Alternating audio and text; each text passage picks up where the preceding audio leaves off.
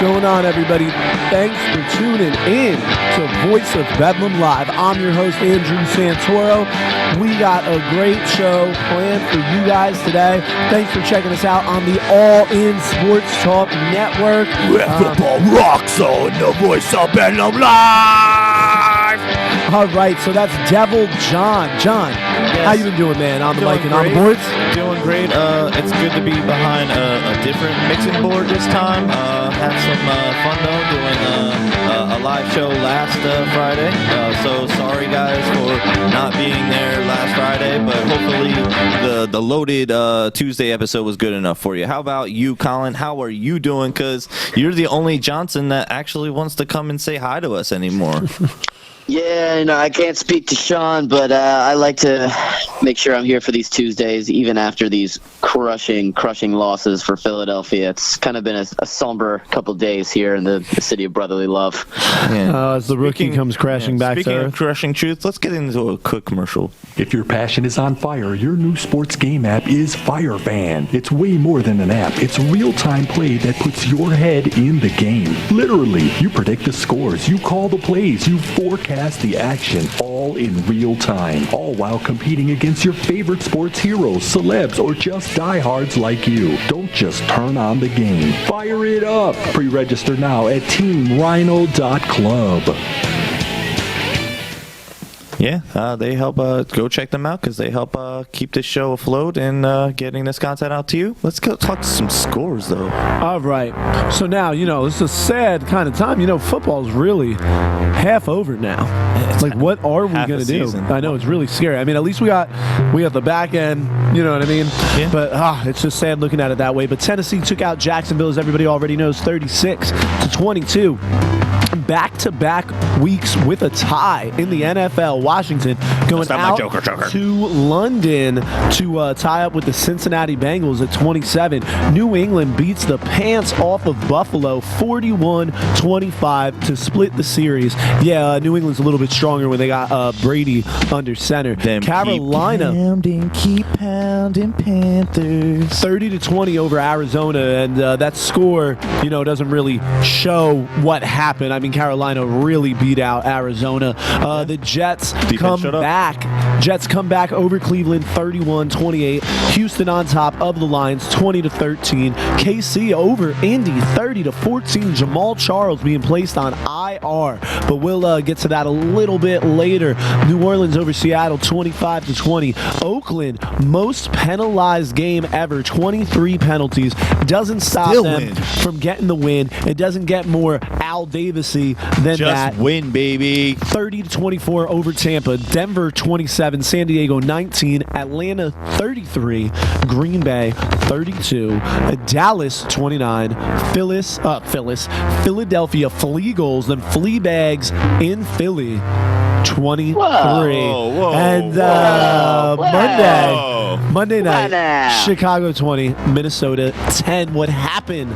Purple rain turns defense to purple drizzle, and that's scores. sad. I think the Eagles might have exposed them, but then again, maybe Dallas exposed some weaknesses in Philly. Speaking about that, let's just talk about that real quick with Colin. What were your feelings, bro? Because that was a good game. I honestly thought it was one of the best games of the week. I kind of feel like I was living in late 1990s and my mom gave me an N64 for Christmas, and then like 2 seconds later she's like, just kidding, we can't afford this shit. It's your cousins. And gave it back to the store as we go back and beep it after the show. I'm sorry, I'm heated. It is terrible. Like, you should never, there's no excuse for blowing a 10-point fourth quarter lead. There's no possible way you can do it. They took their foot off the gas. They stopped. They can't go downfield. They take no shots downfield. Carson Wentz is stuck having to be a check down Charlie just because there's no opportunity to stretch the field because there's no one talented enough to do it. So they go for these dumb passes.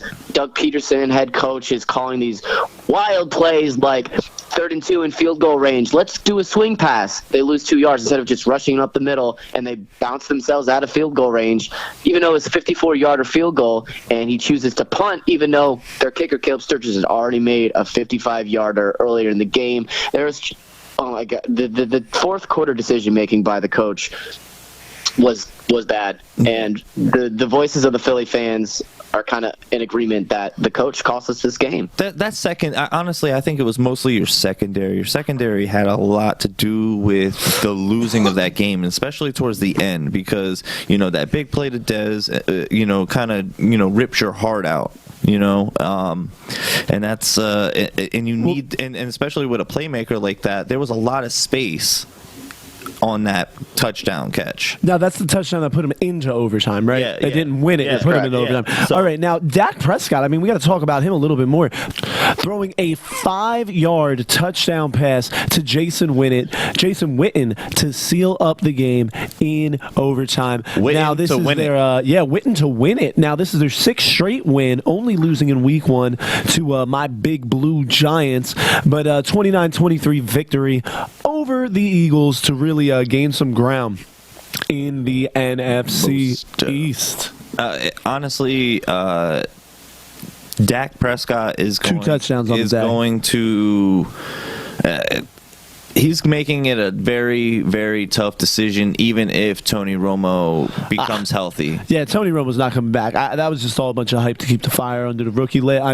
19 for 39. He's got to get that completion up there. It's working. A little bit more, but 287 yards, 2 touchdowns, interception versus the Eagles in week 8. Now, both the rookie quarterbacks, not that they've fallen from grace, but they've gotten, a little bit more. There's some blemishes. Yeah, exactly. But they're still both doing well. There's really no complaints, but they've both thrown a couple picks now, and I don't know.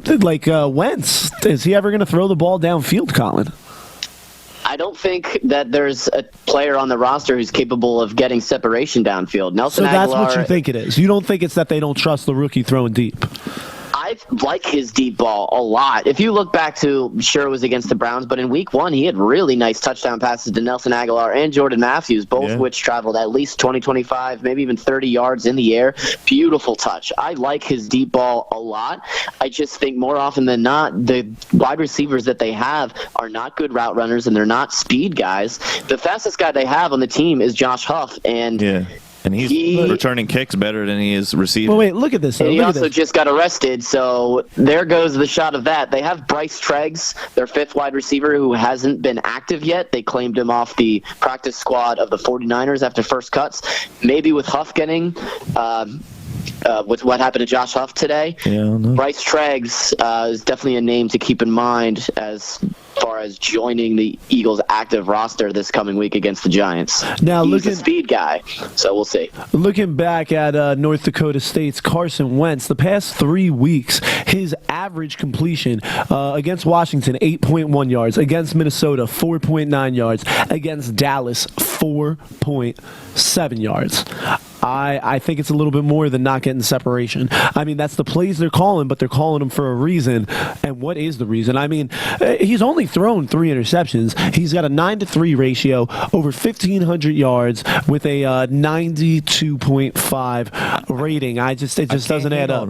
I can't hate on him anymore, honestly. Oh, I'm not hating on him, but it doesn't add up. It is an alarming stat, definitely. You don't want to be known as the quarterback who can't throw the ball, especially because defenses can start cheating up. Yards. Everybody's going to cheat up. It's basically just an extension of the run game, and you can't run the ball. And if it's that every short, play. you're putting your wide receiver within that chuck rule. And what are you going to do in the 2-minute drill if you're trying to come back or going behind into halftime? You're not always going to have the lead. But like Colin said, they really don't have a speedster other than Josh Huff. They were hoping that the acquisition of Dorial Green-Beckham was going to create somebody that could move the be a streaker for them, because he can move at times, and he was decent in the short amount of time that he got to play in Tennessee, but honestly there's not much going, and he's still producing, so these close games. I see him dealing with what Cam Newton was dealing with in his early on in his career, just not being able to pull out those tight games. Sure. That will come out. That will come out in time, as you can see. But then again, Cam Newton's also fighting to stay alive and with all of his limbs intact. So, all right, now this is a Tuesday edition of Voice of Bedlam Live. Voice of Bedlam Live. So that means we'll be coming in with our JokerChoker.com Pro Football Pick'em Poker Picks in just a bit. But before we get to that and recapping a couple other of the games, let's read off some of today's headlines in the Daily Breakdown. All right, first up on the docket, Jamal Charles. Kansas City Chiefs placing the running back on IR yet again with another knee injury. Sorry, and yes, we didn't go back in time, guys, and pull up old news. No, this is current. Yes. Yeah, Ian Rappaport is going reported it today. So, unfortunately, this will be the second surgery. Yeah, this is bad. I think we've seen the end of it, and now that means Spencer Ware is going to be carrying the bulk of the load there now going forward, which he got banged up a little bit too this week. Exactly. So it's rough going there in Kansas City. I'm not sure of the specific injury, but it's kind of funny because they also had to hit the line to go grab somebody, and I believe it was somebody that I said earlier in the season was going to get possibly picked remember back up. those Titans, Bishop Sankey. Yep, Bishop Sankey, who was a Tennessee Titan and then released. So now he's got a job again, backing up Spencer Ware, who's possibly, a little more banged up than, we'll see going through the week if he's going to start. But now he's got to kind of hit the ground running over there, and no pun intended, or maybe it was. Now, Kansas City coming off a big win over Indianapolis, 30-14 in that AFC battle. Now, according to NFL.com, Nick Foles threw 2 touchdown passes in relief of an injured Alex Smith to help the Kansas City Chiefs hold the Indianapolis Colts 30-14. So, what is going on with the Colts? I mean, last year, the whole luck thing, and how was he going to come back? They've never had a defense. They still don't. Nick Foles throws 2 touchdown passes and goes up 30-14 as a backup. Colin, you know Nick Foles. Now, okay, the kid had a tremendous rookie season, but then just fell off a cliff. So what do you think about him putting up this kind of yardage on the Colts, or not this kind of yardage, but this kind of performance on I think with Nick Colts defense? Foles, Chip Kelly's offense the first year was known just for creating open receivers. He kind of schemed ways to get everybody with separation. So Nick Foles was always great. Obviously, 19 touchdowns before he threw a single pick. He's great at hitting the open man. So in a secondary as porous as the Colts, he just kind of shredded him. If you saw a bit of separation, Travis Kelce had a big game. Maclin got into the end zone. Their second wide receiver, not Maclin. Tyreek. Maclin, it was Kuechly, the tight end in Hill. Kelce. Travis Kelce and Hill got the touchdowns. What's this guy's name? Tyreek Hill? Yeah. Where is this guy coming from? He's the new Jeremy Maclin. 5 for 98. Yeah, that's averaging almost 20 yards of reception. And he's a speed guy. So you know how Nick Foles loved Deshaun Jackson that year. Absolutely, just chuck Foles will look to the speed guy. He'll just chuck it up because he trusts him that he's going to come down with it. And looks like it happened on Sunday. Yeah, absolutely. Luckily, the Chiefs will go up against the Jaguars next week, so they'll have a fairly easy game. But the Colts are going to be going up against the Packers, so they're going to have to rebound quick. Yeah, I mean Andrew Luck throwing 2 touchdown passes, but their top receiver being Dante Moncrief only pulled in four receptions. He's the leading receiver, but it's only 4 receptions, 41 yards, and that touchdown. But they've really got to get things together. Andrew Luck being the leading rusher with 9 carries for 60 yards. Andrew Luck moving that ball on the ground. Gore, because the offensive line is terrible. And Gore barely put up half that. Then not only that, the reason why that they're not closing out these games is because there's a lot of holes in their defense as well. So. It's terrible to see because Andrew Luck is in a contract year right now, fighting to basically. No, he got his deal. Oh no, I'm sorry. Yeah. Andrew Luck got that monster paid, deal. But you can't win games if you have no time to throw the ball. He's got great weapons. Frank Gore's been fine. T.Y. Hilton, Moncrief, Philip Dorsett, Jack Doyle, Dwayne Allen when he's healthy. But it doesn't matter of how many weapons you got if you don't have time to throw the ball to him. Exactly. So he's going to be he's fighting to stay alive, even to make it through his new contract. Because yes, it blipped me for a second. I went back in time for a second apparently, but Andrew Luck has very little weapons to work with now. With the return of Dante Moncrief, maybe it gives them a chance to kind of go through the air a little bit better with some targets. But honestly, that defense is making it very tough for them to stay in games. All right, well, let's get to a headline from the New York Post. Switch gears a little bit. Talk about the trade deadline. Patriots trade shock. Was it? Wait, what's this say here? Yeah, the New York Post. Yeah, the New York Post posted up that they're shocking everybody right now, and they did a trade. So you're just reading the headline though, so you gotta scroll down. Yeah, it wasn't very well written.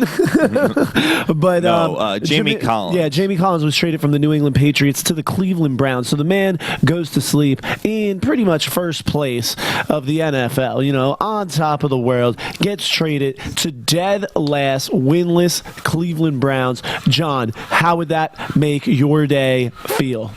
How would it? Honestly, going from first to worst. I would be very upset. But honestly, the weather is a little bit better, but not much. But honestly, that's a bad day for you when you get told, hey, you're on a good winning team, you're gonna get a bowl ring soon, and then it's like, oh yeah, actually, by the way, you get to be like Drew Carey and say Cleveland rocks. But one thing that is, it's a sign Hello, showing Cleveland. Now he's at the end of his rookie contract, and he's already been to the Pro Bowl, and it's just he's going to command some money, and the Pats don't want to pay it, so they dealt him off. Yeah. It looks like they're going to get a third-round compensatory draft pick, but that's not set in stone yet because the picks haven't been dealt out. This will also be the first year where you can deal compensatory draft picks. You used to not be able to do that, but they haven't been assigned yet. So I think right now they're saying it's some kind of fourth-rounder, but once they get awarded that third-round compensatory draft pick, that's the one that they're going to ship off to New England, and Collins will finish out his contract with the Cleveland Browns, them absorbing the contract, and he'll hit free agency. Yeah. At the end of this year. So he's about to get paid. We'll see what happens for the Pro Bowler. Yeah, we'll see what happens, honestly, but maybe he can, stack up some good stats and, come out with a nice fat paycheck at the end. Well, while we're on New England, let's talk about that butt whooping they gave to Rex Ryan. Yeah, Tom Brady's just awesome against the Bills, though. Now, that's what he does. Yeah, it's 41. Exactly. 41 to 25. Now, let's remember the Buffalo Bills shut out the Brady-less Patriots just a couple weeks ago. Correct. First time Patriots suffered a home shutout loss since '97. For a record 26 times he's gotten a W against these Bills. Yeah, Brady 22 for 33 for 315 yards with 4 touchdowns in that 41-25 win. His record is 26-3. 26-3 against the Buffalo Bills. And and that matches, according to NFL.com, a record Brett Favre set, who was 26-9 against Detroit. Wow. Yeah. I don't understand how. It matches it in wins, but Brady's record is better. So, you know what I mean? Yeah. Less games though. In less games, yes. But as soon as he gets to play them again next year and he gets a win, he's gotten the record. All right. Yeah. Now the Patriots scored 27 points over 5 consecutive possessions. Yes. So they dominated the game. That's very evident. Honestly, Tom Brady is almost like a woman scorned. Well, these Patriots are I don't know, they seem unbeatable at this point, especially now that they got their leader back. They were pretty much unbeatable when they didn't have their leader. Correct. So now that he's back and he's scorned, it's going to be a good season for them. And honestly, they've claimed their division for how many, decades at this point now. So it's safe to say that they're going to be that front runner for the AFC now. I see them going up against the Raiders. I was just going to transition to the Raiders myself. The rematch of the Tuck rule. Yeah. Now let's talk about them Raiders and that day David Carr had. I mean, the man throwing for over 500. Derek. Damn it! The other one played for the Giants. I just always say his name. I can't help it. Threw for over 500 yards and 4 touchdowns. No. Anywho, yes. 513 yards. I was an effing fool and was like, you know what, Cam Newton, I'm going to put you in versus Derek Carr in my paid league. Egg on my face. Oopsie. Because that was just nuts. And honestly, Tampa Bay's defense is atrocious. The offense should have had a lot better production, given that the Raiders' defense is kind of shoddy at times. But honestly, they taking the philosophy that Al Davis put in there and they're making it do, and they're just winning, baby. Yeah, now, I mean, speaking of Al Davis, we referenced it before.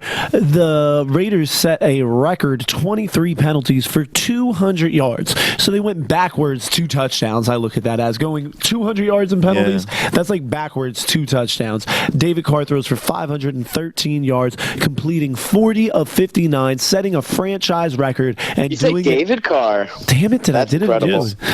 Derek Carr. David Carr's like 60 years old. Yeah. So that's awesome. 500 yards is more than he ever threw in his career. Exactly. Poor 60 guy. Years old. The dude's like 5 years older than us. Yeah, whatever. Derek Carr. All right. I just want to laugh. So D Carr, as I will now call him, D Carr. D Carr. 40 for 59 without an interception. D Carr Noir. 13 yards and 4 touchdowns. I mean, it doesn't get much better than that. Yeah. Amari Cooper, 12 receptions, 173 yards, averaging 14 yards a catch with a touchdown. Crabtree just having a resurgent season, basically. 8 receptions, 108 yards, no touchdowns this time. Yeah. But I mean, he had that double touchdown game a couple weeks ago. These Raiders really seem unstoppable, and I can't wait to see them in the playoffs. So, what do you think about this game, Tampa and the Raiders? Colin. It was obviously just a fest of passing offenses. Like, if you like the passing, you like the new age NFL, then that was the game to watch, because Jameis Winston, he tossed did his thing, put up a lot of points. But Derek Carr, is there a better wide receiver combo in the league right now? Nope. When you consider the trio of quarterback and 2 wide receivers, I don't think you can do better than Carr, Crabtree, and Cooper. Does Dallas give them a run for their money? I'm going to make my statement right now, and you guys can disagree or agree. Troy Aikman, Michael Irving, Steve Young, Jerry Rice. Now, Derek Carr, Amari Cooper. Yeah, it's early, but yeah, I think it'll go in that direction. I agree. I agree. Yeah, but do you magic. think, well, Colin, getting back to your point, do you think that the Cowboys can give them a run for their money with the season Beasley's having, and now with Dez coming back with Prescott under center? Do you think they can give the Raiders a run for their money talking about trios on offense?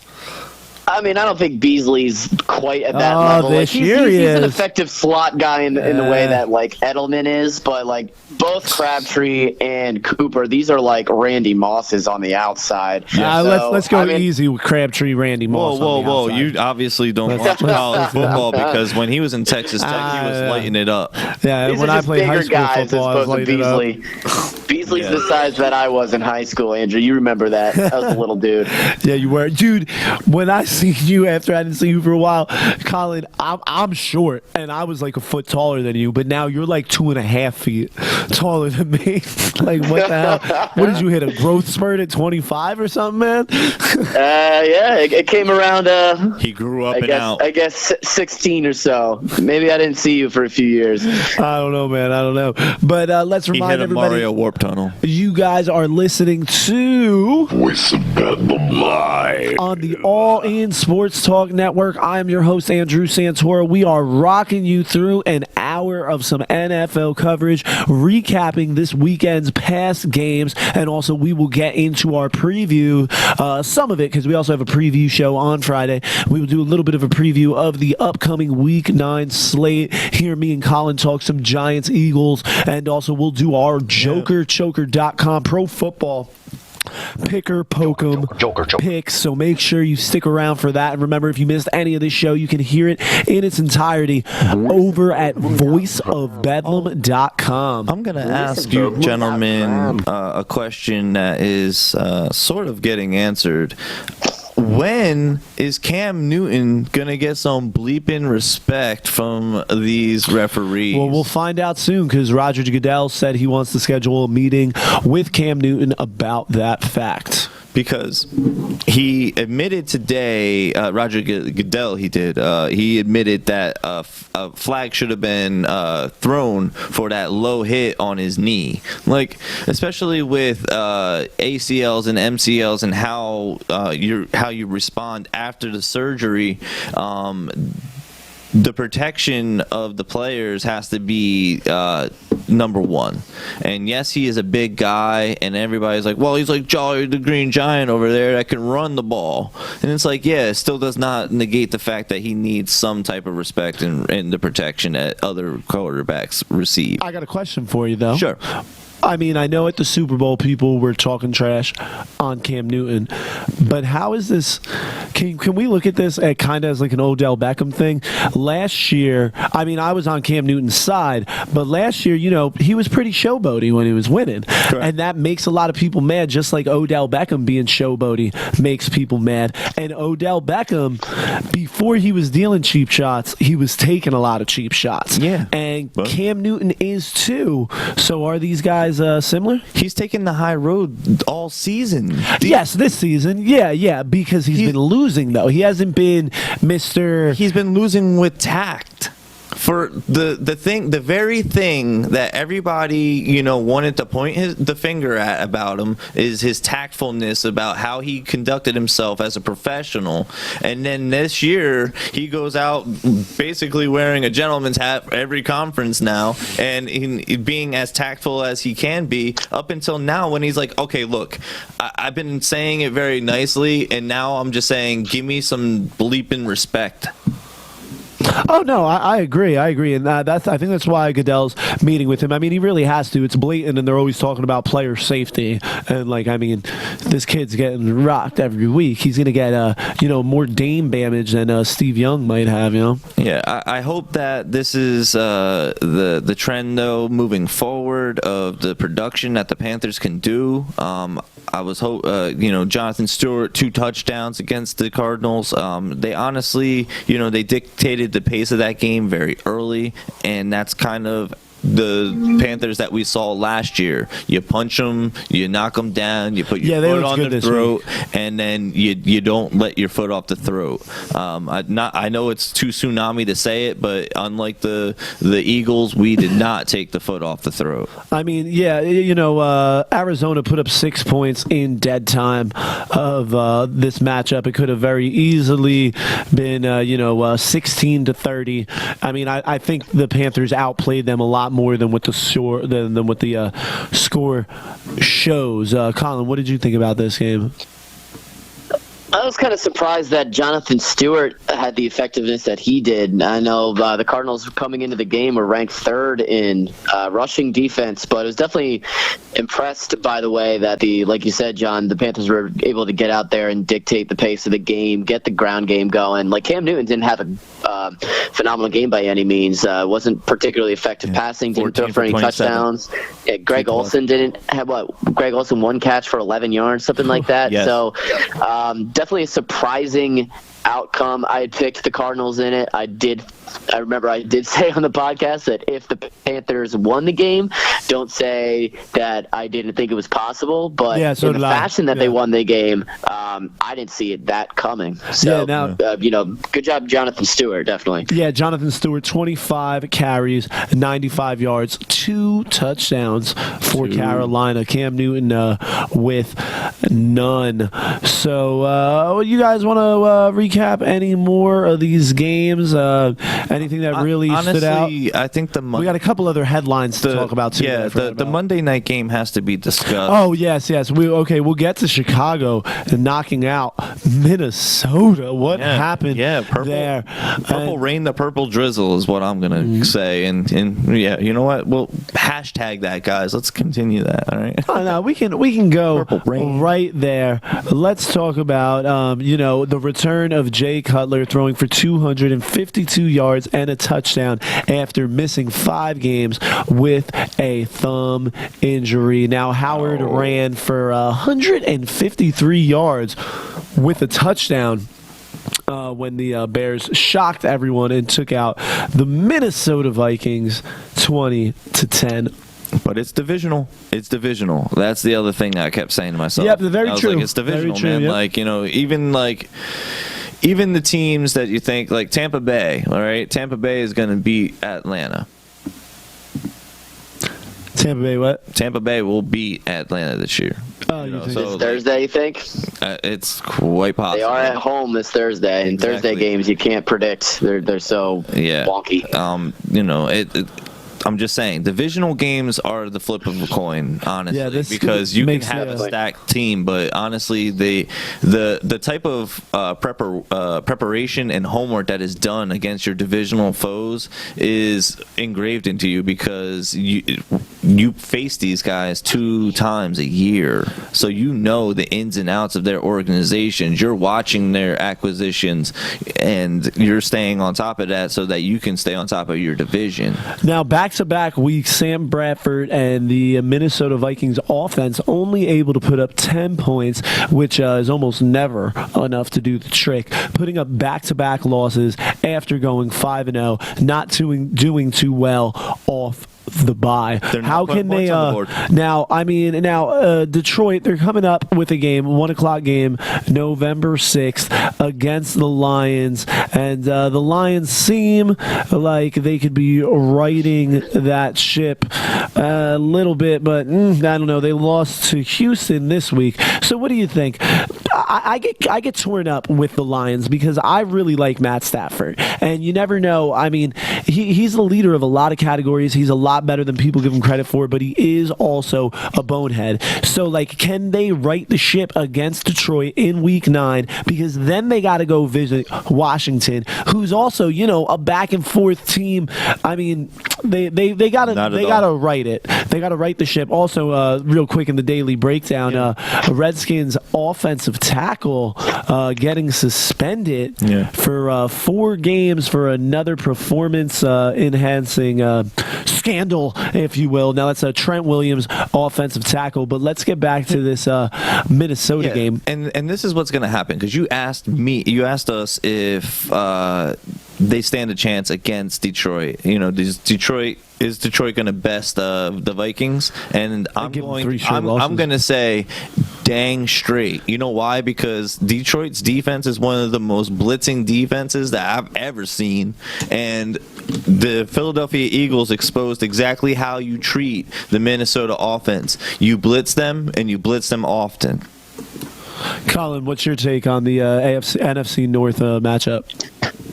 Well, I'm taking the Vikings in the game, but it's really only because of the home field advantage. They've definitely played better while they were at home, their new stadium there. Obviously, the Eagles roughed them up on the road. The Bears just roughed them up on the road. Jerick McKinnon is probably going to come back. Asiata struggled to get going yesterday. Obviously, they were down big early, so he didn't really get as much of a chance to establish the run, but I think Sam Bradford bounces back a little bit. Stephon Diggs got in the end zone Monday. That's a good sign for them, so he's looking healthy.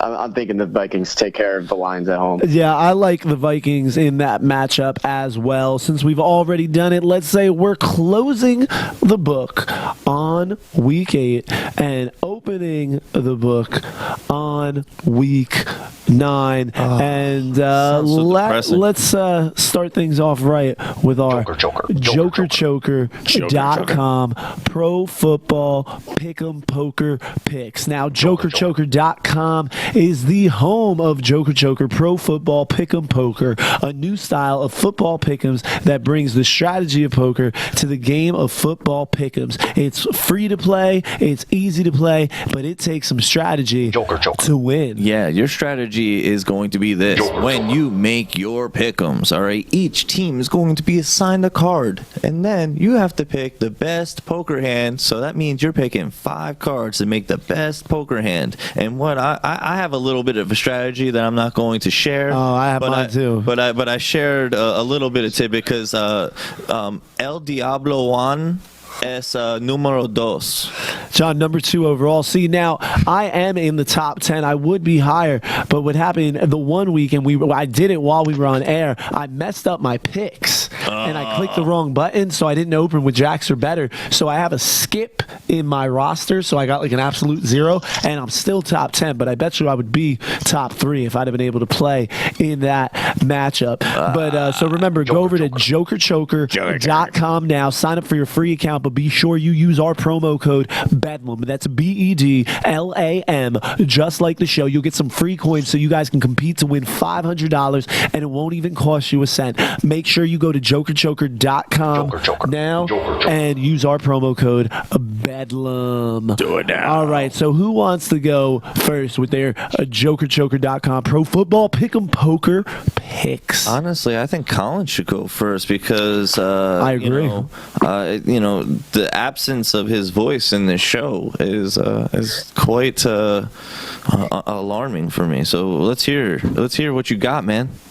Well, let's break it down. I am literally just opening it up right now. Yeah. So my computer died, so I have nothing but a no good, dirty, stinking tablet, which is a little slow. So I'm gonna just kill time as it loads. And talk all right, about John, how you bad I did read last week. John, you get your picks up first. Already. We've got the Dallas Cowboys beating the Cleveland Browns. So I'm going for a straight this week. So I'm going Cowboys over Browns, going to give me the 10 of hearts. I'm going to take the Steelers over the Ravens. That gives me my queen. Taking the Panthers over the Rams gives me my ace. Saints over the 49ers gives me my king. And then the Chargers at home over the Tennessee Titans. That'll give me my jack. And that'll give me a nice straight. And unlike last week, I am relatively pretty darn confident in all of these picks, and I think this would be a nice little way for me to get back into the thick of the race here, because I had a terrible week last week. Now, did you take the Baltimore Ravens over the Pittsburgh Steelers, you said? I took the Steelers over the Ravens. Okay, all right. That's the only tough one, because that's the one that can go either way. But he's probably not going to play. And John, you brought it up earlier in the show, and we all agreed with you. Divisional games, You never know what can happen. Yeah, now talking about last week real quick, John and I had the same hands, both going for that full house on the jokerchoker.com Pro Football Pick'em Poker Picks, and we both pulled them, sweeping our games. Yeah, except for I had 4 blemishes, I believe. 4 blemishes in the pick'ems, but those blemishes did not cost me my card, so yay, full house. I will say that I called the Saints over the Seahawks, which you guys didn't. That's all I got over you guys. You got us. You got us. So I got a question for you guys, though, before we get into your picks, Sean. Now, and a lot of, because this is like a ticket style, you know what I mean? A lot of these tickets, the tiebreaker has to do with the Monday night combined score and the rushing yards, and that's exactly what Joker Choker does. Now, but my question is, the Monday night game is the Buffalo Bills and the Seattle Seahawks. Now, the Seattle Seahawks, their offense has been coming and going. They're on fire, and then they do nothing, and then they tie at 6.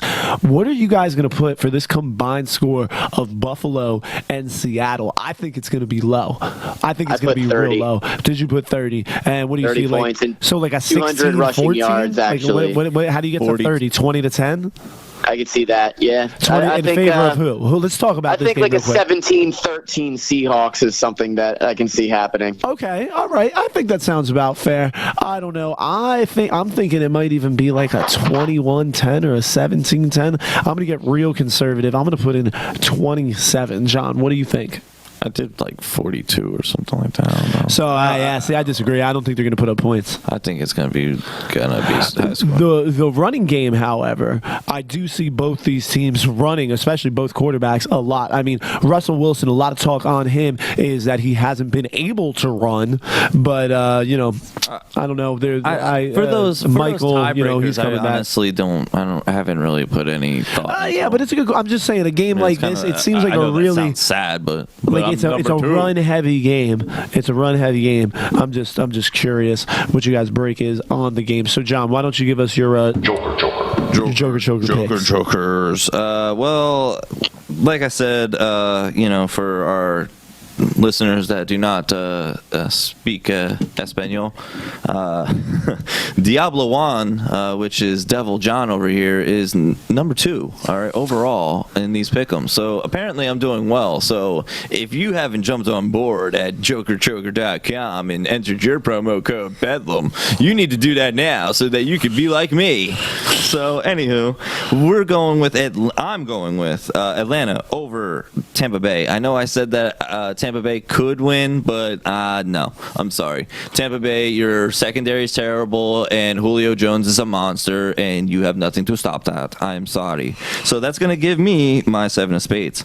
Then I'm going with the Giants over the Eagles. I know that makes Andrew happy, and I know that does not make Colin so happy, but honestly, sir, the only reason why I picked it is because I needed that 7. So the 7 of spades, again, because apparently they don't they have double up decks in it, because I'm reading this as I see it, and I'm going to post it up on Facebook so that you guys can see it. It's kind of funny. So my second 7 of spades here. So you got 2 7 of spades. Oh, I didn't know that was possible. That is a joker, though, so you never know. No, I'm joking. No, the other one was the club. Oh, so John's wrong. John doesn't know his shapes. Attaboy. I cut it off, and then I like scroll back, and I'm like, oh yeah, no, that's my fault. Nope, it was an optical illusion, guys. Cause see, when you cut off the bottom, you don't see the other 2. Anywho, now moving on, I'm going with Pittsburgh as well over the Ravens. Even though I think the Ravens do have a good sporting chance against the Steelers, they usually put up a good defensive effort against them, but I'm going with Pittsburgh to give me that queen of clubs. Raiders over the Broncos, which I know a lot of people are going to disagree with me on that one. But, nope, I agree, and I wanted to talk about that game, and that's where we're going next, but finish your picks. The queen of diamonds is going to land with me if that happens. And then last but not least, the Seattle Seahawks, I'm going over the Bills, giving me the 7 of diamonds. So that's 3 7s. accompanied by 2 queens. So that's a full house, gentlemen. 7s over Queens. And let's talk about this Broncos Oakland game. Now, Oakland is at home. We were talking about how stellar that offense is. Now, on the other side of the ball, quarterback not too stellar. Trevor Siemian, but last year the Broncos won the Super Bowl with less than stellar quarterback play, to put it nicely. But their defense is, pretty much unstoppable. So how will Carr and Amari Cooper and Crabtree match up against the Denver Broncos secondary? What do you think, Colin? I'm taking the Raiders in that one. Are all three of us taking the Raiders? I think everybody's that finally surprises jumped me. Yeah, welcome aboard the bandwagon that I built early this season for the Raiders. When the Carolina bandwagon fell apart. I just think this is a good matchup for Oakland. Denver's strength is in their secondary, but Derek Carr, and we already talked about Cooper and Crabtree, they're going to be able to compensate for that. And Latavius Murray is back and healthy. He's getting the ball going. The Broncos do not have a fantastic run defense. Definitely great in the secondary, but like you said, John, the Raiders defense is playing well enough to win them some games, and Trevor Siemian doesn't really scare me.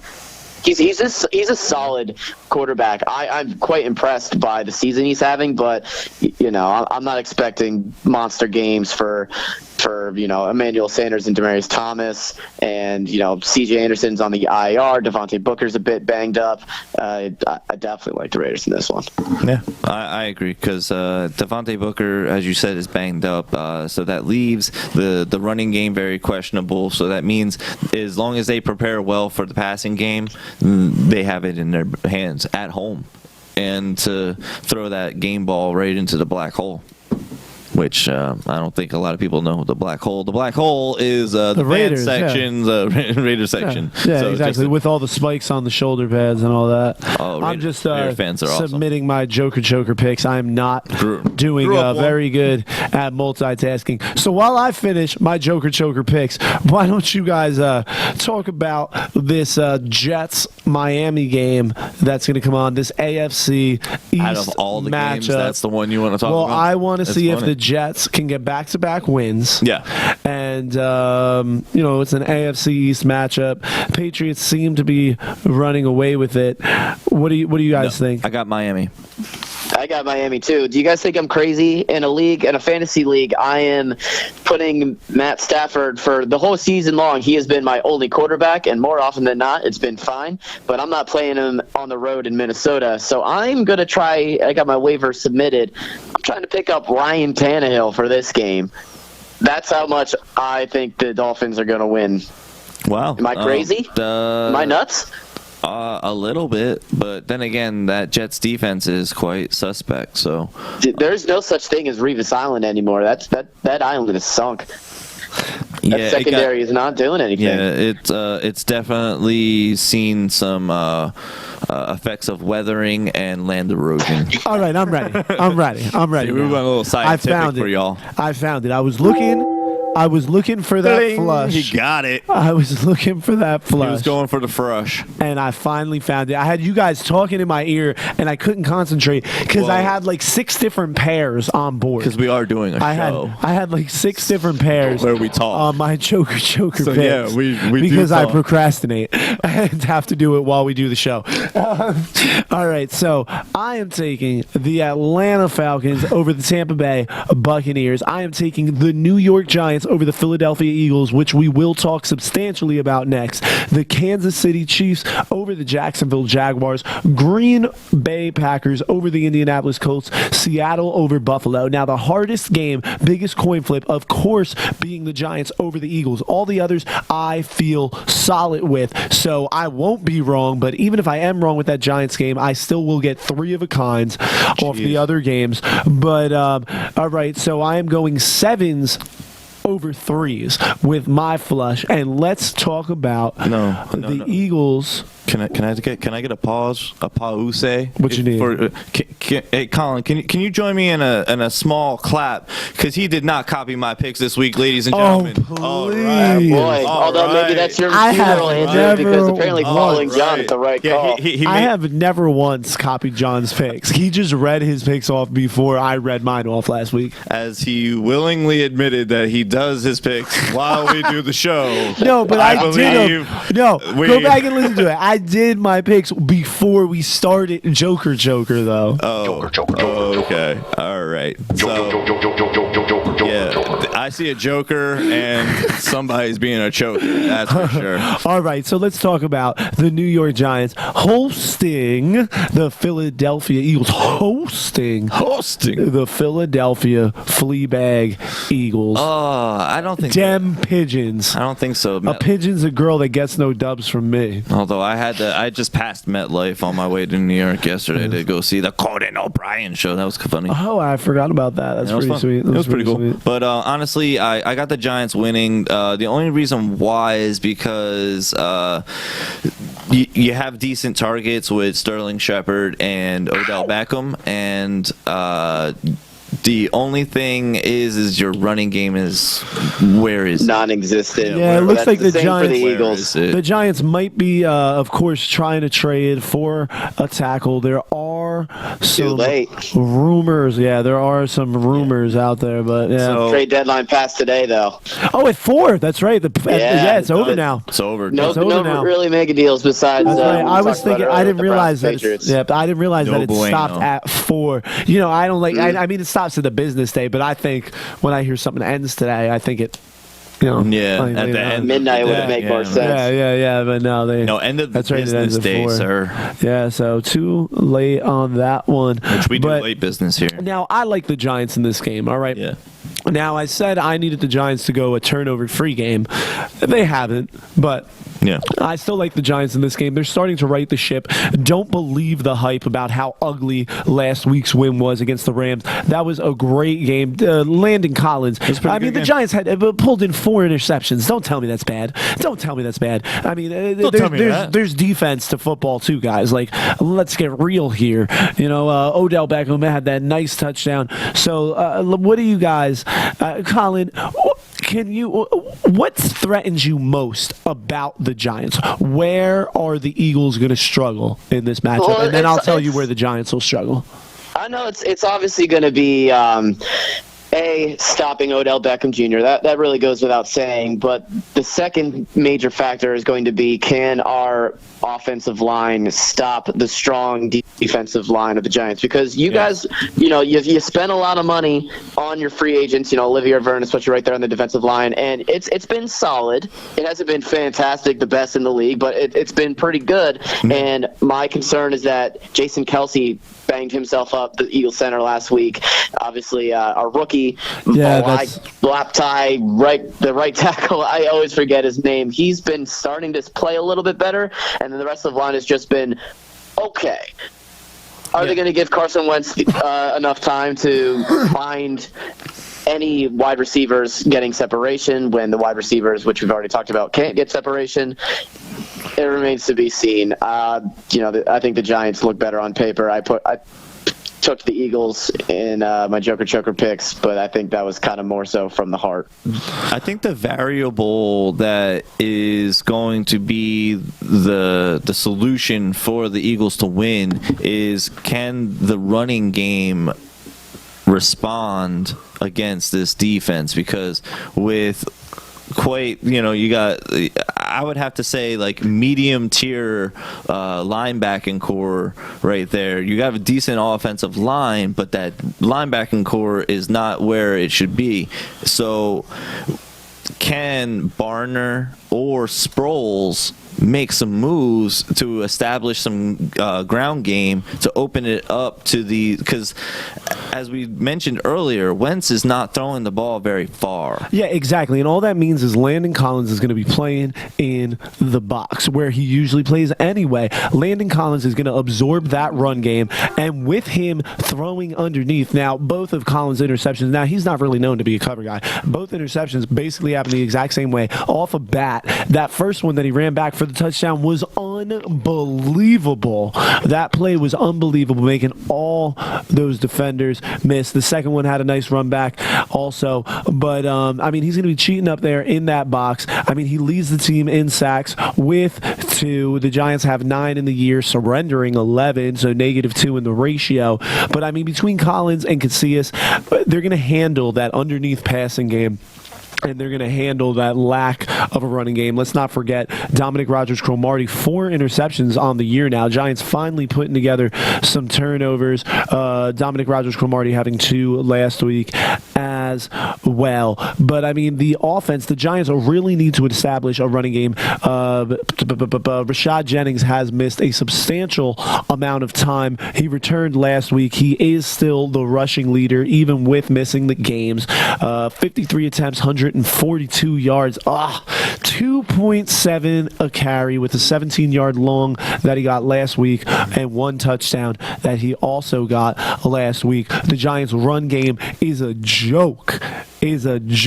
Makes me sick. Yeah. But I still like them to best the Eagles. The only reason why I picked the Giants over that is because you have better targets in the wide receiving core. We'll let you talk about those targets in a second, but we got to remind you guys to check out TripleJsFantasy.com. Now, if you guys want anything to do with fantasy football, you guys have got to hit up this site. They got some great blogs going up there, and now that's Triple J's. So that's triple, the letter J, the letter S, fantasyfootballreport.com. Triple J's fantasyfootballreport.com. But it's worth all them keys that you got to type, because Triple J knows what he is talking about. They got some great articles, some funny articles. Head over there now. Use it to set your lineup. It's another tool for the toolbox, guys. Triple J's fantasyfootballreport.com. Use the tools that got me the number 2 in Pick'ems. Now, let's talk about the Giants wide receivers options. Victor Cruz having a quiet game last week. Sterling Shepard, also having kind of a quiet game last week. Yeah. Manning needs to know that he doesn't have to force it to Beckham. He is getting used to going off to Shepard. He's having a really nice year, but it's still, we just got to make sure. If he gets scared, I'm afraid he'll start forcing it. Either way, however this one falls, I'll tell you one thing. It is going to be a great matchup that you guys are going to have to check out. I can't wait to see this one kick off. Football bad. What? Football bad. You football bad. Honestly, no. I think he's going to have a really good game. Who? Eli. I think Eli's going to have a really good game. Because he's going to have to in order for the Giants to win, because your ground game is atrocious, as you've been puking over here. It's terrible. And they're not. And honestly, I don't even think it's worth the puke drop, because puking produces more than your running game. Ooh, you like that, right? Yeah.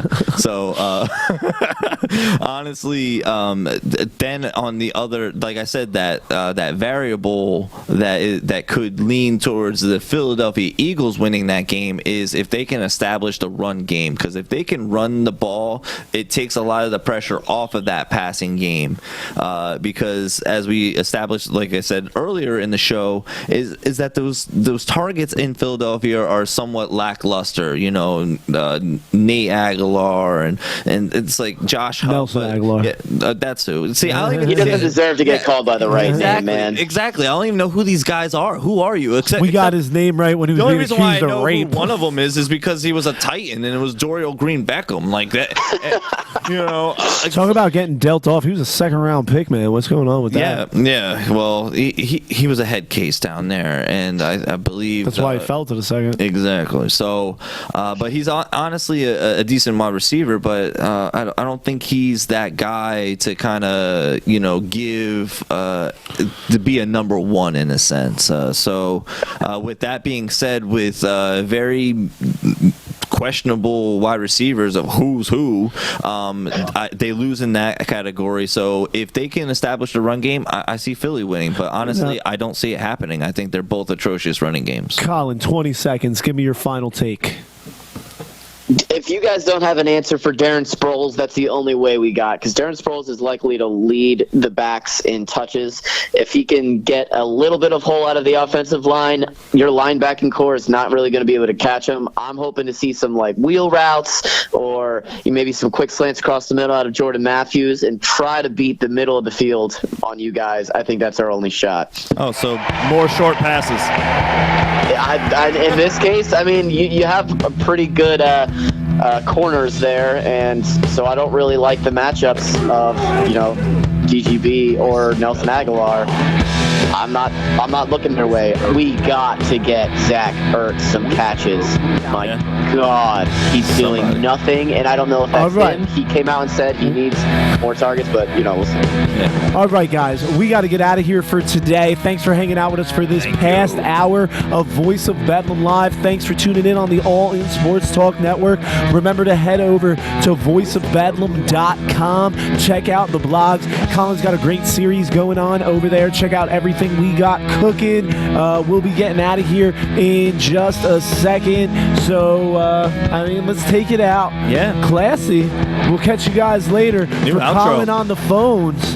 Thanks to Zach, by the way, for the new shout out to outro. Zach. Zach Tyree, all the way out there in Germany. Deutschland, van Deutschland, ja? Yeah. Ja? Okay, all right. Das for gut, Colin, ja. For Colin on the phones, John on the boards, I'm Andrew Bedlam, and we're getting the hell out of here.